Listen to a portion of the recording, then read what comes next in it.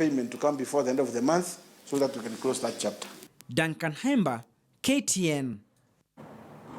Well, we'll continue following up on this developing story. Now let's move on to some politics. And the Jubilee Party and the Independent Electoral and Boundaries Commission have agreed to pick a 6-member team to hammer out a deal that would allow the commission conduct the party's nominations without infringing on the law.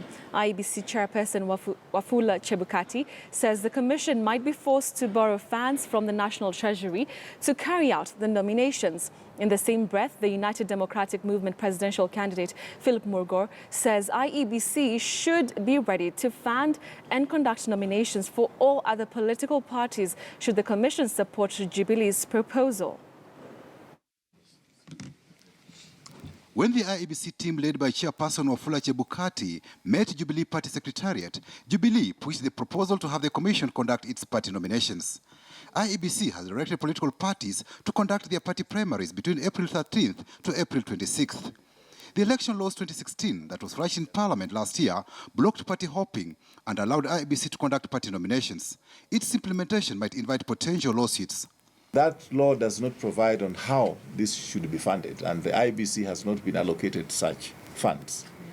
Then, of course, there's also the other aspect of the law, which requires that if there's disagreement in the nomination process, then the IEBC is supposed to be the next step to arbitrate in that process. So how can they be arbitrators and at the same time be the ones to help us conduct it? You know that IEBC doesn't have funds of its own.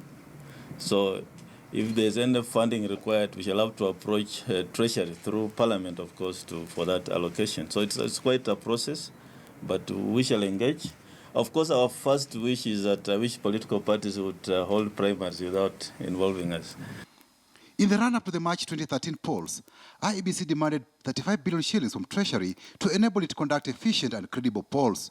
If the commission was to conduct primaries for 2 main political parties, Jubilee and NASA, IEBC's budget could be close to that of conducting a general election or even higher, since it will involve 5 elections from Parliament to county assemblies. Kenyan taxpayers would thus be required to fork a minimum of 35 billion shillings to IEBC for party primaries. That is the amount that constructed Thika Superhighway.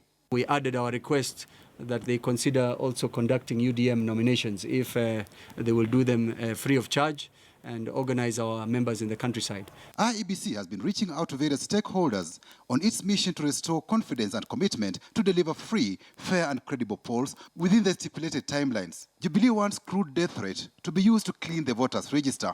Some of us politicians normally take advantage of funerals and we turn them into funeral rallies.